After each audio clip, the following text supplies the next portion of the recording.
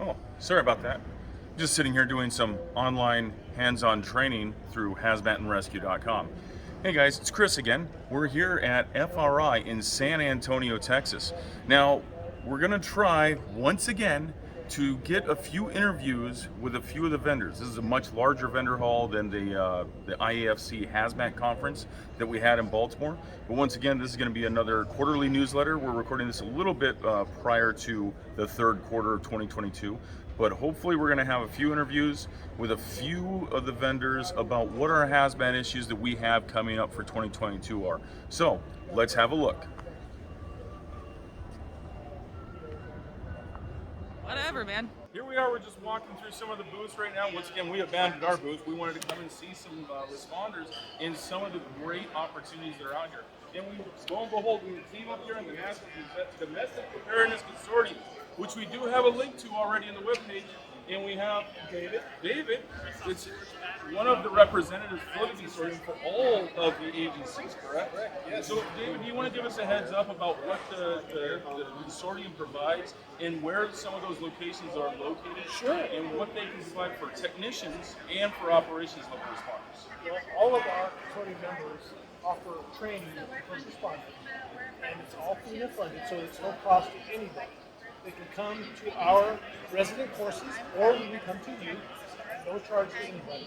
All we ask that you provide students and a place to teach the material.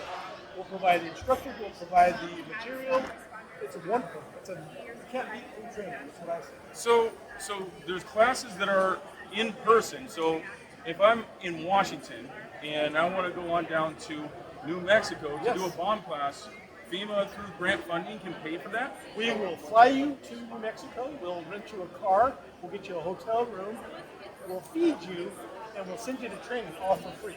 But you won't cover back pay, correct? That's correct. But everything else is still covered. That's and you correct. get a full week or 4 or 5 days, depending on what's going on, whether it be New Mexico. There's other places than New Mexico in the bomb class, correct? That is correct.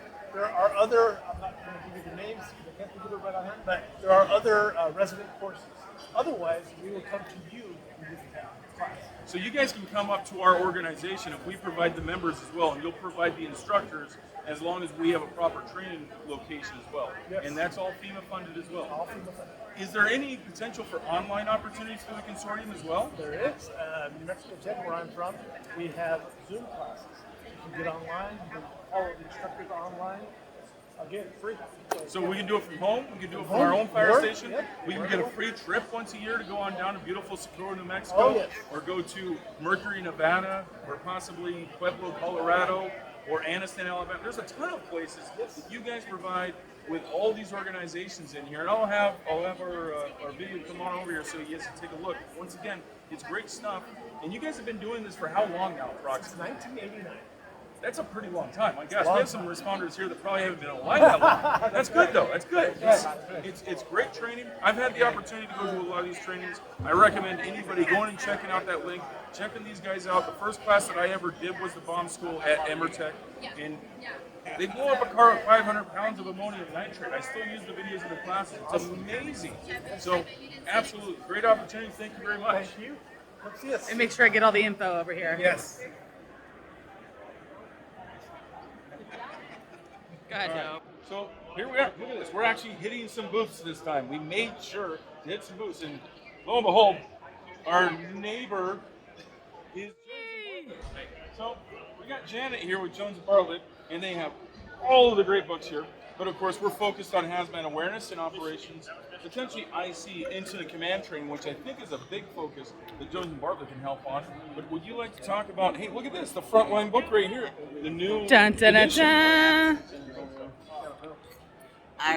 This edition is literally hot off the press. So we took the book, we updated it to the latest edition of 470, which certainly with 470, which includes 472, 473, and 1072. We built it all into the new materials, kind of going forward with it. So the fourth edition is compliant to the new NFPA 470, Correct. whereas the third edition was 472/1072, and I don't think that included the 473 requirements, correct? It does not, and neither does this one, but Okay. you know, But it hits eventually the- we're going to plan it.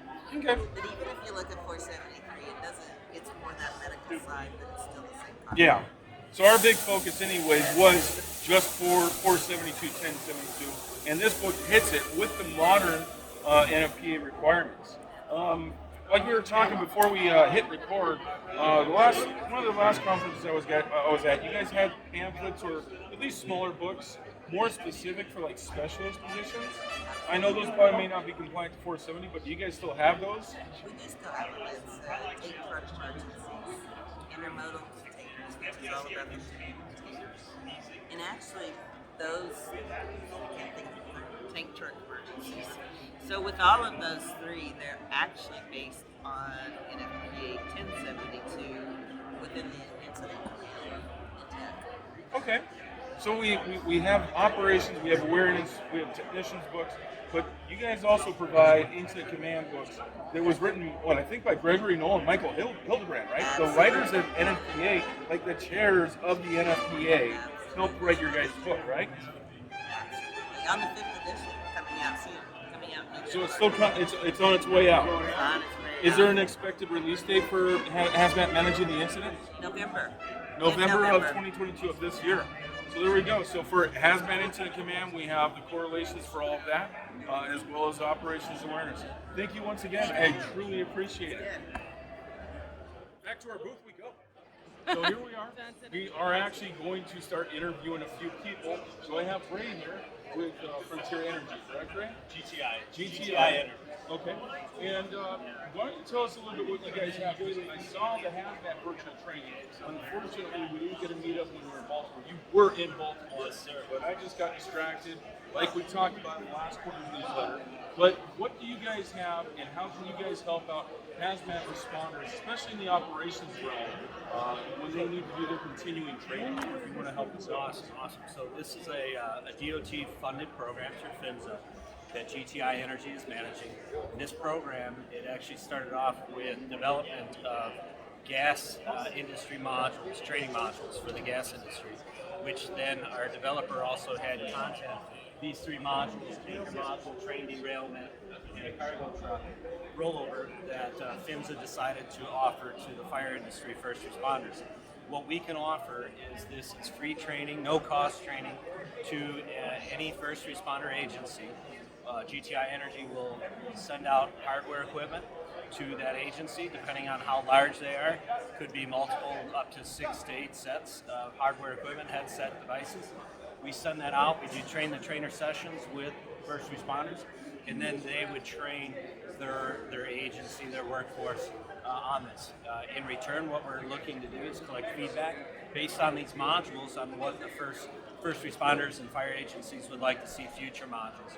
Some of the feedback we've received to date is if you think of a car hits a power pole and it breaks about 8 feet off, how you secure that seat. Another one is on these tanker car train derailment is containment. How do you contain the area to keep the spill from entering a waterway or storm drains?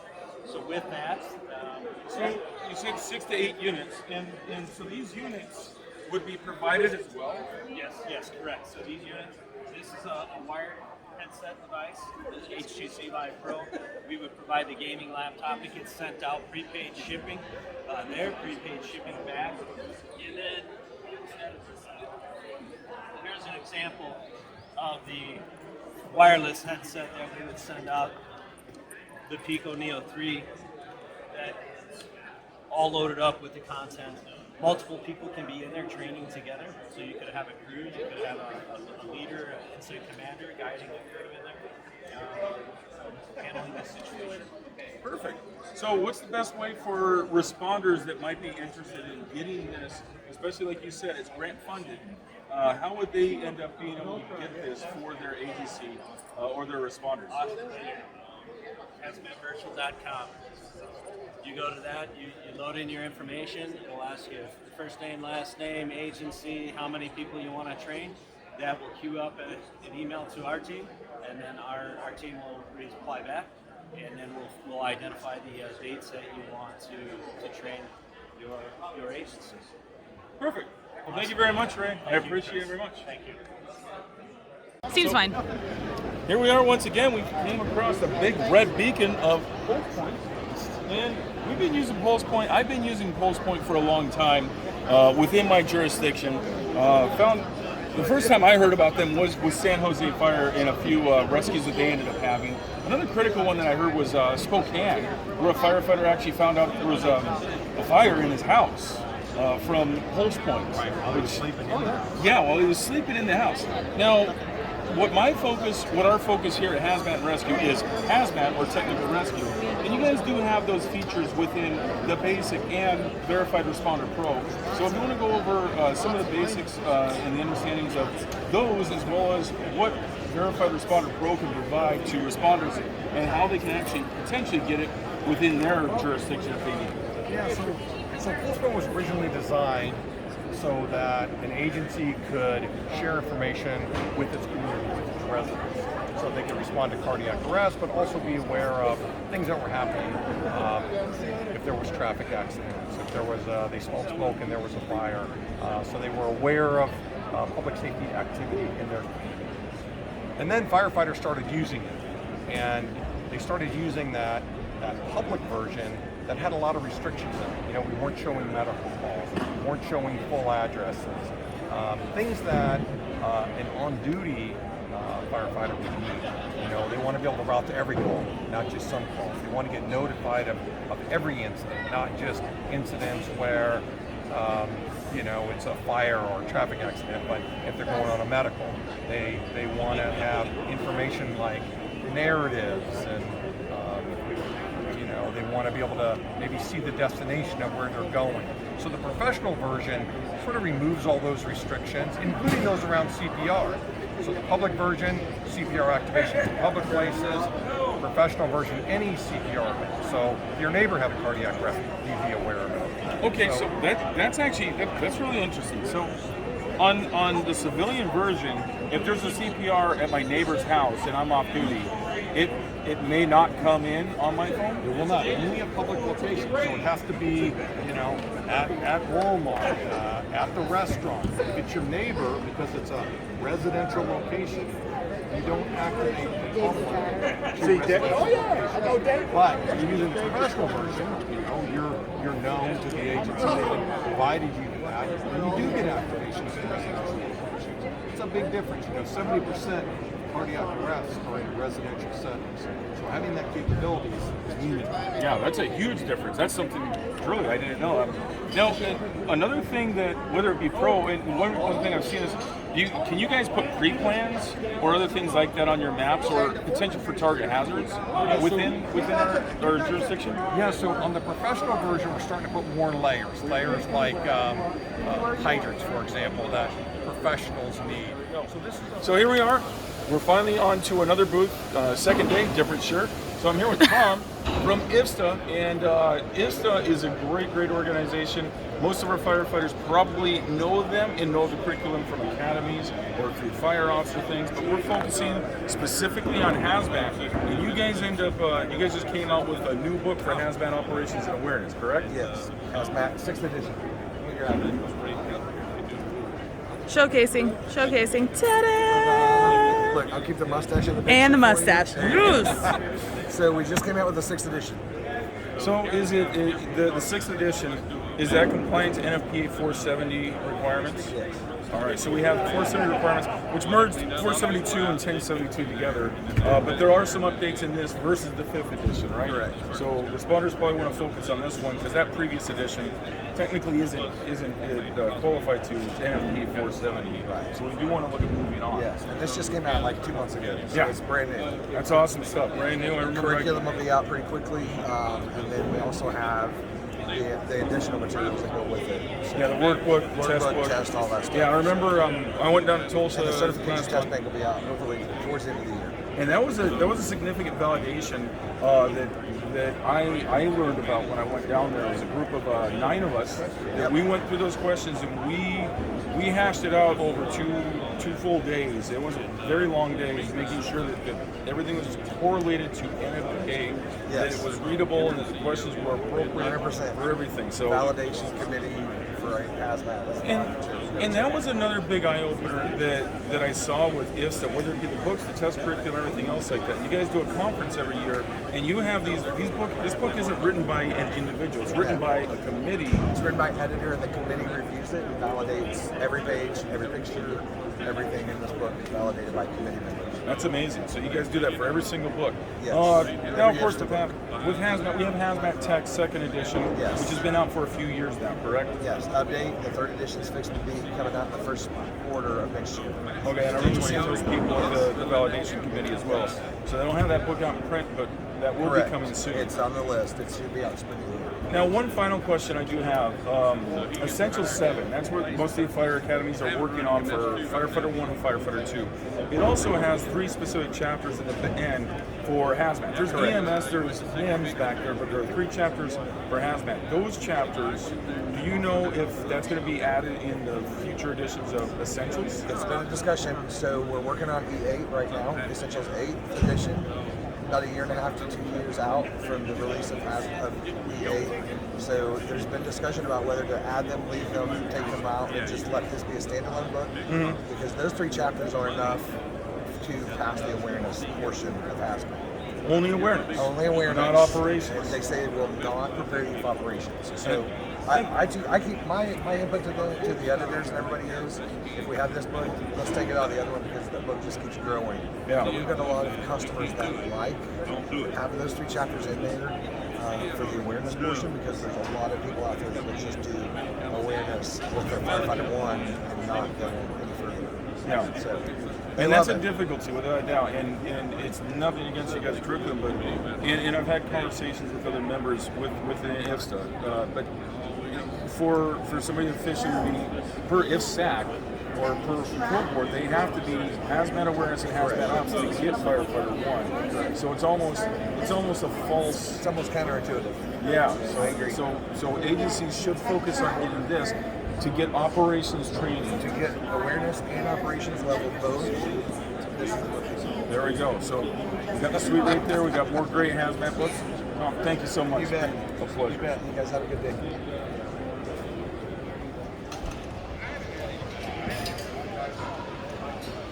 Stay out of your way from filming. Stay off camera. Yeah.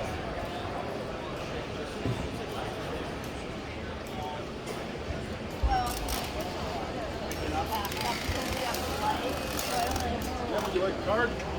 We got hazmat rescue here. Hazmat rescue. There we go. Feel free to check us out, without a doubt. There we go. There we go. Well, as everybody's already starting to wrap up, as we can see, we're still out here pushing product at hazmatandrescue.com. We got a great newsletter. We were able to actually meet up with about 5 or 6 different partners. Let me take a look here. There's so many on the list. We ended up working with Hazmat Virtual, great friends of ours now. We're going to continue collaborating with them. They have free, quiet down, dude. We have free training from PIMSA that provides them a lot of good things, so you guys can work with them. We already have cars getting broken into, and they're trying to get everything out of here, so we are going to have to start wrapping this up. We also talked to the National Consortium. We already have that link within our webpage. Feel free to check them out without a doubt. They have free training where you can go on site, or they can provide people up to your location, or you can even do online training through them free of charge because it does come from FEMA, from the federal government. It's all grant provided by our federal dollars to help out. We also talked to our neighbors over here, Jones and Bartlett. They're starting to break everything down. They had a good discussion. They have the 4th edition of Hazmat Awareness and Operations, written and drafted by Ron Schnapp, great chief out there in California. We've put some of his videos in some of our associate lessons as well. So great new training as well right there. Pulse Point, the program that we have for responders and for the general public to identify calls or CPR events. And then the final one is IFSTA, another great curriculum writer out there that helps out with that initial and that ongoing training.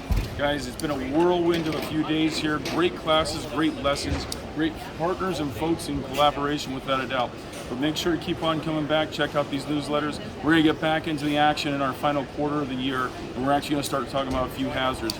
But until next time, guys, we'll see you later.